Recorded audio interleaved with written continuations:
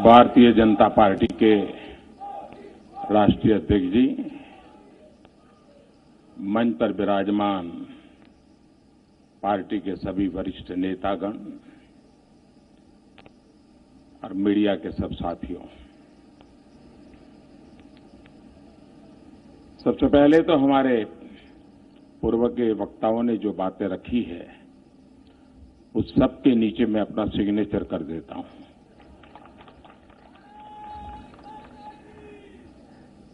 और इसलिए रिपीट करने की जरूरत न पड़े। मैं आज इतने बड़े मीडिया का समूह है तो आपका भी और देशवासियों का गत 5 वर्ष में जो सहयोग मिला, समर्थन मिला, और ये जन सहयोग का ही कारण है कि हम इस कार्य को सफलतापूर्वक कर पाए। और इसके लिए मैं देशवासियों का, आप सबका हृदय से बहुत बहुत आभार व्यक्त करता हूं।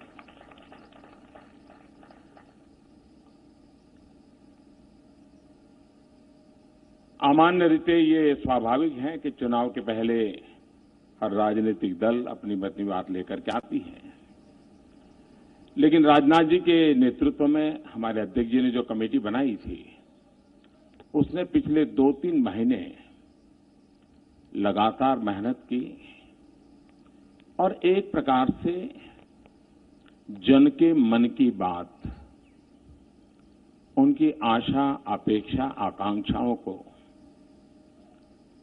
सुनना, समझना और एक डॉक्यूमेंट में भले सब कुछ ना आ जाए लेकिन उसकी मूलभूत बातों को पकड़ करके आगे चलने का ये जो मेहनत की इस टीम ने, मैं इस टीम को हृदय से बहुत बहुत बधाई देता हूं। शायद हिंदुस्तान में पहली बार इतनी बड़ी मात्रा में सरकार किन बातों को लेकर के आगे काम करे, जनता को इतनी बड़ी मात्रा में विचार विमर्श हुआ है, ये हिंदुस्तान के इतिहास में पहली बार हुआ है। और ये लोकतंत्र का ट्रू स्पिरिट है और उसको हमने आगे बढ़ाने का प्रयास किया है। आपने देखा होगा कि मैनिफेस्टो में 3 प्रमुख बातों का उल्लेख किया गया है।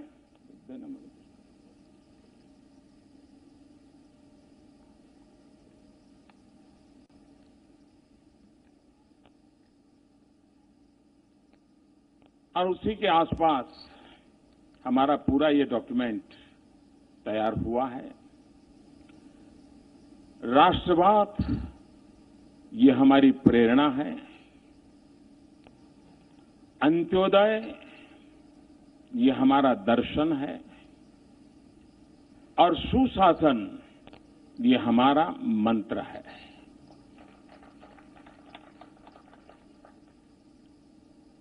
इस पूरी रचना जो है उसमें एक आमतौर पर ये मैनिफेस्टो 2024 के लिए है, लेकिन देश की जनता हमारा हिसाब ढंग से मांग सके, इसलिए पहली बार हमने साहस किया है कि इंटरिम भी हमारा हिसाब लिया जाए। और वो है 2022 आजादी के 75 साल होंगे, तब तक हमने देश के महापुरुषों ने जिन सपनों को लेकर के आजादी का जंग किया था, आजादी के लिए बलिदान दिए थे, जब आजादी के 75 साल होंगे तब हम उनके सपनों का भारत समर्पित करने की दिशा में कुछ अहम काम कर लें, पूरा कर लें। इस उद्देश्य से 75 वर्ष 75 लक्ष्य ये हमने तय किए हैं। 75 निश्चित कदम हमने तय किए हैं। ये अपने आप में टाइम बाउंड, वेल डिफाइंड शायद ही कोई घोषणा पत्र में या संकल्प पत्र में आप पहली बार देख पाते होंगे। उसी साथ साथ हम जब इस मैनिफेस्टो को लेकर के आए हैं तो साफ है हमारे मन में, वन मिशन वन डायरेक्शन। हम देश को समृद्ध बनाने के लिए, सामान्य मानवीय के सशक्तिकरण को लेकर के, जन भागीदारी को बढ़ाते हुए, लोकतांत्रिक मूल्यों को महत्व देते हुए, और सरकार की सबसे बड़ी कसौटी ये नहीं होती है कि आपने क्या किया, सरकार की सबसे बड़ी कसौटी है लास्ट माइल डिलीवरी की। और इसलिए वन मिशन वन डायरेक्शन लेकर के हम आगे बढ़ना का हमारा निर्धारित मंत्र है। उसी प्रकार से हमारे समाज में विविधताएं हैं, भाषा की विविधता है, जीवन स्तर की भी विविधता है, शिक्षा में भी विविधता है, जीवन शैली में भी विशेषता है। और इसलिए एक ही डंडे से सबको हाँका नहीं जा सकता, और इसलिए विकास को हमने मल्टी लेयर बनाने की दिशा में, इसमें हमने समाहित करने की पूरी कोशिश की है। गांव हो, शहर हो, अगड़ा हो, पिछड़ा हो, दलित हो, पीड़ित हो, शोषित हो, वंचित हो, आदिवासी हो, पुरुष हो, महिला हो, नौजवान हो, सीनियर सिटीजन हो, हर एक को एक प्रकार से मल्टी लेयर हमने इसकी सबको एड्रेस करने की कोशिश की है। दूसरा हमने प्रयास किया है मल्टी डायमेंशनल, जैसी जहां आवश्यकता उस प्रकार से हम आगे बढ़ना चाहते हैं। एक ही खांचे में, एक ही सांचे में, एक ही ढांचे में चीजों को समाहित करके हम परिणाम नहीं ला सकते हैं। राजनीति चल सकती है, लेकिन देश नीति चलाने के लिए, देश को आगे बढ़ाने के लिए हमने मल्टी डायमेंशनल लेवल पे काम करना होता है। उसको हमने इसमें लेने का पूरा प्रयास किया है। अब जैसे उदाहरण के लिए, आने वाले दिनों में भारत के सामने जो कुछ कठिनाइयां नजर आ रही है, जैसे पानी, खास करके मैं आज जब तमिलनाडु की गहराई में जाता हूं तो ध्यान में आता है कि आने वाले दिन कितने संकट वाले जा सकते हैं। राजस्थान, गुजरात जैसे प्रदेश सदियों से पानी के अभाव में जिए हैं, उन्होंने अपने रास्ते खोजे हैं, लेकिन आज भी देश के कई प्रदेश हैं, उनके लिए भारत सरकार ने गंभीरता से सोच करके समस्याओं का समाधान करना होगा और एक लंबी योजना से करना होगा। और इसलिए हमने सोचा है कि देश में पहली बार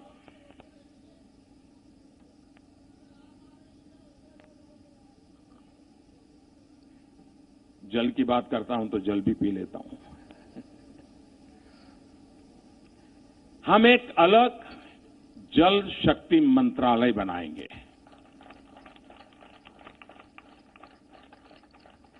हमने इस बजट में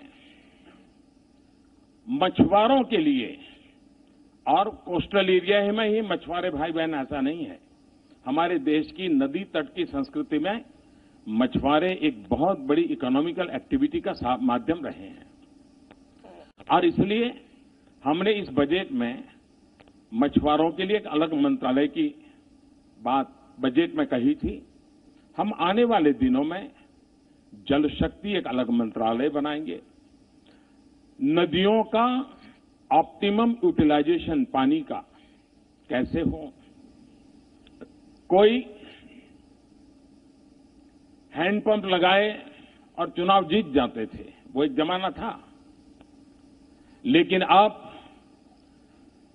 माताओं बहनों को पानी की दिक्कत से मुक्त करके नल से जल कैसे पहुंचाए, इस पर हम काम करना चाहते हैं। हम पानी के संबंध में एक स्पेशल टास्क फोर्स, एक मिशन मोड में रचना करके उसका हम एक बहुत बड़ा बल देकर के काम करना चाहते हैं। और खास करके मैं तो तमिलनाडु के लोगों से मिला था, ये विचार हमारे मन में कई छोटे छोटे इलाकों से दूर सुदूर लोगों ने हमें जो मन की बात भेजी इसमें आया है, और उसको लेकर के हमने इसका महात्म्य समझा है और उसको हम आगे ले जाना चाहते हैं। हम लोगों ने 2014 से 2019 हमारे सारे कामों को देखेंगे। ये बात सही है कि कोई भी सरकार होती है, बहुत लोगों को बुरा लगता है क्योंकि उससे कुछ लोगों के जो मूल एजेंडा है उसको तकलीफ होती है। लेकिन ये सही है कि गई बती हुई सरकार और हमारी सरकार का मूल्यांकन तथ्यों के आधार पर होना चाहिए। और 2014 से 19 अगर एक शब्द में कहना है तो हमारे सभी कार्यों की रचना के मूल में सामान्य मानवीय की जो आवश्यकताएं हैं उसको एड्रेस करें। हमारे सारे कामों को उसको हमने बल दिया। लेकिन देश जिस उमंग और उत्साह के साथ, सपनों के साथ चल पड़ा है, जो काम 50, 55, 60 के कालखंड में होना चाहिए था, वो मुझे 2014 से 19 के बीच में करना पड़ा है। लेकिन उसके अनुभव के आधार पर, उस सफलता के आधार पर इस बार हमने पहले आवश्यकताओं को ध्यान में रख करके शासन चलाया। अब सामान्य मानवीय की आकांक्षाओं को लेकर के हम क्या कर सकते हैं उसको घोषणा पत्र में लेके आए हैं। आवश्यकताओं की पूर्ति अपने आप नई नई आकांक्षाएं जगाती है। आपने देखा होगा, हमने एक हिंदुस्तान का पूरा मैपिंग किया सब डिस्ट्रिक्ट का, और देश में करीब 150 डिस्ट्रिक्ट ऐसे निकाले कि जहां मिनिमम कुछ चीजों पर और बल देने की आवश्यकता है। हमने एस्पिरेशनल डिस्ट्रिक्ट एक स्ट्रेटेजी वर्कआउट की, हमने उसको काम किया। हमने तय किया कि पश्चिम भारत और पूर्वी भारत दोनों बराबरी कैसे करें, पूर्वी भारत को बल कैसे दे, और उसमें हम काफी कुछ आवश्यकताओं को एड्रेस कर पाए हैं। अब आकांक्षाओं को एड्रेस करने की दिशा में हम आगे बढ़ना चाहते हैं। तो एक समग्रतया भारत के विकास को लेकर के हम आगे बढ़ने के लिए चल जाए। एक और हमने विषय लिया है, आजादी का आंदोलन। देश में सैकड़ों साल की गुलामी के दरमियान कोई वर्ष ऐसा नहीं रहा है हिंदुस्तान का कोई न कोई कोना आजादी के लिए लड़ाई लड़ता रहा है। सैकड़ों सालों तक हर वर्ष कहीं न कहीं बलिदानियों की परंपरा रही है। लेकिन आजादी को जब महात्मा गांधी ने जन आंदोलन बना दिया तो उसने बहुत बड़ी ताकत पाई। जैसे आजादी पाने में जन आंदोलन एक बहुत बड़ा सशक्त माध्यम बना। कोई रेंटियां काटता है तो आजादी के लिए, कोई प्रौढ़ शिक्षा करता है तो आजादी के लिए, कोई सफाई करता है तो आजादी के लिए, कोई शिक्षक का नाम काम करता है आजादी के लिए, कोई खादी के कपड़े पहनता है। गांधी जी ने उसको बहुत बड़ा एक व्यापक रूप दे दिया था। भारत को भी विकास के लिए विकास को जन आंदोलन बनाना। और एक सफल प्रयोग आप देख सकते हैं, स्वच्छता। हमारे देश में पहले हम गंदगी की चर्चा करते थे, गंदगी के विषय में हर बार खबरें भी आती थी, बातें भी आते थे, सब होता था। लेकिन पिछले 5 साल में स्वच्छता की चर्चा हो रही है। इसका मतलब ये नहीं कि गंदगी खत्म हो गई थी, लेकिन स्वच्छता की चर्चा करते करते हमने गंदगी को एड्रेस किया। यानी पॉजिटिव थिंकिंग को बढ़ाते बढ़ाते नेगेटिविटी को खत्म किया। और इसमें मुझे देश के सभी मीडिया हाउस की मदद मिली। मैं आज उनका आभार व्यक्त करना चाहता हूं। देश की युवा पीढ़ी की मदद मिली और वो जन आंदोलन बन गया। स्वच्छता के लिए कोई सरकार अपने खाते में सफलता का दावा नहीं कर सकती है। जन आंदोलन बना। जब जन आंदोलन बनता है तो कितनी बड़ी सफलता मिलती है। और इसलिए हम विकास को जन आंदोलन बनाने की दिशा में केंद्रस्थ विचार लेकर के चलना चाहते हैं। ये भी सही है कि आखिरकार गरीबी से लड़ना है तो 50 साल के सारे प्रयोगों ने बताया है कि दिल्ली के एयर कंडीशन में बैठे हुए लोग गरीबी को परास्त नहीं कर सकते हैं। हम लोग भी एयर कंडीशन कमरों में बैठते हैं, इसलिए मैं कोई किसी और के लिए नहीं कह रहा हूं। गरीब ही गरीबी को परास्त कर सकता है, ये हमारा मंत्र है। और इसलिए एम्पावरमेंट ऑफ पुअर, अब जब हम गरीब को घर देते हैं तो उसकी आवश्यकता पूरी होती है, नए एस्पिरेशंस जगते हैं और वो उसके लिए सोचता है अब घर मिला है तो कर्टेन के लिए थोड़े पैसे बचाओ, वो सोचता है मेहमान आएंगे तो 2 चेयर के लिए पैसे बचाओ। उसका दिमाग बदलना शुरू हो जाता है। चीजें मैं छोटी बता रहा हूं, लेकिन मैं धरती का इंसान हूं, इसलिए बदलाव को बड़ी बारीकी से देख पाता हूं। और इसलिए empowerment of citizen and particularly empowerment of poor, इसके लिए हमने बल दिया है। दूसरा, हमारे देश में एक सोच बनाई दी गई कि भाई जनता को कुछ भी दो कम पड़ता है, जनता को कुछ भी दो कम पड़ता है। ये मैं समझता हूं कि देशवासियों का अपमान है। हमारा देश ऐसा नहीं है।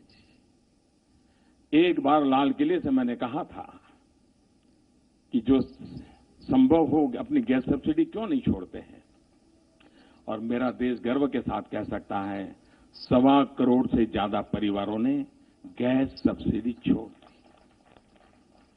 हमने रेलवे के रिजर्वेशन के फॉर्म में लिखा था कि आप सीनियर सिटीजन हैं, आप रेलवे यात्रा में कुछ भी पाने के हकदार हैं, सब्सिडी पाने के हकदार हैं, लेकिन अगर आपकी आर्थिक स्थिति ऐसी है कि जरूरत नहीं है तो आप इसको छोड़ सके तो अच्छा होगा। छोटा सा वाक्य उस रिजर्वेशन फॉर्म में लिखा है। आप हैरान हो जाएंगे, मेरे देश के 50 लाख से ज्यादा सीनियर सिटीजन ने सब्सिडी लेने से मना कर दिया और पूरी टिकट से ट्रैवलिंग किया। देश के अंदर ये जो ताकत है, हम उसको एड्रेस करना चाहते हैं, हम इसको बल देना चाहते हैं, हम नागरिक पे भरोसा करना चाहते हैं। हम नागरिक के ये जो, क्योंकि हम ही देश बड़ा बनाना चाहते नहीं है, हिंदुस्तान के 130 करोड़ लोग भी देश को बड़ा बनाना चाहते हैं। और इसलिए हमने हमारी सारी योजनाओं में नागरिकों की शक्ति है, उस शक्ति को हमारे विकास का आधार मानने का ये इस पत्र में हमारे कार्यक्रमों की रचना के केंद्र बिंदु में दिखेगा। हमारे देश में भ्रष्टाचार की चर्चा बहुत हुई है। शासकीय व्यवस्था में भ्रष्टाचार को कंट्रोल करने में हमने बहुत सफलता पाई है। Good governance, easy governance, transparent governance, accountable governance, responsible governance, इन सारी बातों को बल देते हुए शासन व्यवस्था में हमने कई रिफॉर्म्स किए हैं। हमने कई अधिकार बहुत नीचे तक हमने दे दिए हैं ताकि अकाउंटेबिलिटी बढ़ रही है। लेकिन टेक्नोलॉजी ने बहुत बड़ी मदद की है ट्रांसपेरेंसी में। चाहे जनधन, आधार, मोबाइल वाला हमारा जैम योजना हो या ई मार्केटिंग का हमारा प्रयास हो, बहुत बड़ा सफलता मिली है। इस चीजों को हम नीचे तक परकोलेट करना चाहते हैं और उसको हम आगे बढ़ाना चाहते हैं। किसान के लिए पेंशन की बात हो, खेत मजदूर के लिए पेंशन, इस एक बहुत बड़े कदम की ओर हम आगे बढ़ रहे हैं ताकि वो एक एश्योर्ड जिंदगी जीने के लिए, अपने परिवार के साथ काम करने के लिए सफलता से आगे बढ़ेगा। ऐसे अनेक विषयों की चर्चा आज यहां पर हमारे साथियों ने की है, लेकिन मैंने पहले ही कहा, सभी क्षेत्रों में जब हम बात कर रहे हैं तब ये हमारा संकल्प पत्र, ये सुशासन पत्र भी है, ये हमारा संकल्प पत्र राष्ट्र की सुरक्षा का पत्र भी है, ये हमारा संकल्प पत्र राष्ट्र की समृद्धि का भी पत्र है। इन सारी बातों के साथ आपको याद होगा कि हम 90 के दशक में बार बार सुनते थे 21वीं सदी आ रही है, 21वीं सदी आ रही है, लेकिन देश को उसके लिए तैयार करने में हमने मौका गंवा दिया। 21वीं सदी एक नारा बन गया, चुनाव में बोला जाता था, चर्चा होती थी। 21वीं सदी में तो हम 2 दशक तो पार करने की पहुंच गए हैं। 2022 आजादी के 75 साल है और कुछ ऐसे ऐतिहासिक पल होते हैं जो प्रेरणा के लिए बहुत बड़ी ताकत रखते हैं। अगर गांधी 150 तो अपने आप में स्वच्छता के लिए एक प्रेरणा का कारण बन सकते हैं। आजादी के 75 साल प्रेरणा का कारण बन सकते हैं। अब हम सुनते हैं कि 21वीं सदी एशिया की सदी है। अगर 21वीं सदी एशिया की सदी है तो भारत उसको लीड करे या न करे, करना चाहिए कि नहीं कर चाहिए, कर सकते हैं या नहीं कर सकते हैं, हमारा संकल्प पत्र है। हम संकल्प के साथ चलते हैं कि जब हिंदुस्तान की आजादी के 100 साल होंगे, 2047 आजादी के 100 साल हो, तब देश डेवलपिंग कंट्री से डेवलप कंट्री की ऊंचाई को कैसे पार करे। और ऐसी बहुत सी बातें हैं, बहुत सी बातें कह सकते हैं हम, लेकिन मैं 2047 की ओर नहीं ले जा रहा हूं आपको, लेकिन 2047 का जो मजबूत फाउंडेशन है 2019 से 24 में रखना होगा। 2019 के 24 के मजबूत फाउंडेशन के आधार पर ही 2047 आजादी के 100 साल देश और वो हिंदुस्तान के हर नागरिक का सपना बने, एक मास मूवमेंट बने। हमें देश को वहां ले जाना है और एक बार ये हम मिजाज पैदा कर देते हैं। हमने घोषणा पत्र में, संकल्प पत्र में इस बात का इशारा किया है, विस्तार नहीं किया है, लेकिन हमने जो विस्तार किया है वो इन 5 सालों के लिए किया है। और उसमें हमने 2022 आजादी के 75 साल को देश के सामने हमने अपने आप को कटघरे में खड़े कर करके अकाउंटेबिलिटी के लिए प्रस्तुत किया है। ये अपने आप में एक बहुत बड़ा हमारा निर्णय है और हमने किया है। देश भ्रष्टाचार को सहने को तैयार नहीं है। कानून नियमों की व्यवस्थाएं हो, हमारा अप्रोच हो और हम ईमानदारी को बल देते हुए, ईमानदारी की प्रतिष्ठा को बढ़ाते हुए भ्रष्टाचार से मुक्ति की दिशा में जाना चाहते हैं। हमने देखा होगा कि 19वीं शताब्दी में हमारे देश में जो सामाजिक बुराइयां आई थी, बहुत बड़ी मात्रा में बुराइयों ने समाज को जकड़ लिया था। उस समय के नेतृत्व ने, एक तरफ आजादी का जंग चल रहा था, लेकिन 19वीं शताब्दी में ज्यादातर सामाजिक सुधार के अभियान हुए। बड़ी हिम्मत के साथ हमारे देश के अनेक महापुरुष निकले और उन्होंने किया। आज समय की मांग है कि हमारी खास करके राजनीतिक व्यवस्था में, शासकीय व्यवस्था में जो बुराइयां घर कर गई है, 19वीं शताब्दी में सामाजिक बुराइयों के खिलाफ जिस प्रकार से एक जन चेतना का आंदोलन चला, आने वाले दिनों में इन एक निश्चित फ्रेमवर्क की व्यवस्थाओं के भीतर इस प्रकार की जो बुराइयां घुस गई हैं, उसके खिलाफ कदम भी लेने हैं, नीतियां भी बनानी है, निर्णय भी करने हैं, लेकिन जन सामान्य का दबाव भी बढ़ाना है, एक जन आंदोलन भी करना है, सुधार के संकल्प की ओर जाना है और उस दिशा में भी एक सकारात्मक विचारों को लेकर के हम देश को आगे ले जाने की दिशा प्रयास करते हैं। गांव, गरीब, किसान हमारे इस केंद्र में है। देश के नौजवान वो आने वाले 5 साल में 2047 का भविष्य तय करने वाले हैं और इसलिए देश के नौजवानों को उस प्रकार से परवरिश हो, देश के नौजवानों के लिए उस प्रकार के अवसर, जिसमें हम कहें 100 लाख करोड़ रुपए का इन्वेस्टमेंट, एग्रीकल्चर में 25 लाख करोड़ का इन्वेस्टमेंट, ये अपने आप में बहुत ऊंचे लक्ष्य लेकर के हम चल रहे हैं, जो पूरी व्यवस्था को, आर्थिक आधार को एक नई ताकत देंगे और एक ऐसा परिवेश जो हिंदुस्तान इस 5 साल में ऐसी स्थिति में ला देना है ताकि वो 2047 की आकांक्षाओं को अपना सपना बना ले और सपना बना करके हम उस दिशा में सरकारें आगे बढ़े, उस बात को लेकर के एक फाउंडेशन का काम भी हम इसके साथ साथ करेंगे।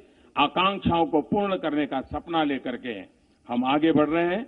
मैं फिर एक बार इस संकल्प पत्र की रचना में जिस टीम ने काम किया है उनका अभिनंदन करता हूं। मैं बारीकी में छोटे छोटे प्रोग्राम की रचना में नहीं गया हूं। एक मूलतः राष्ट्र को आगे 5 साल में किस दिशा में जाना चाहिए, बैक ऑफ द माइंड मेरे मन में क्या विचार रहते हैं, उसको मैंने अभिव्यक्त करने का प्रयास किया है। मैं फिर एक बार आप सबने जो कुछ भी सहयोग दिया है उसके लिए आपका धन्यवाद करते हुए मेरी वाणी को विराम देता हूं। धन्यवाद।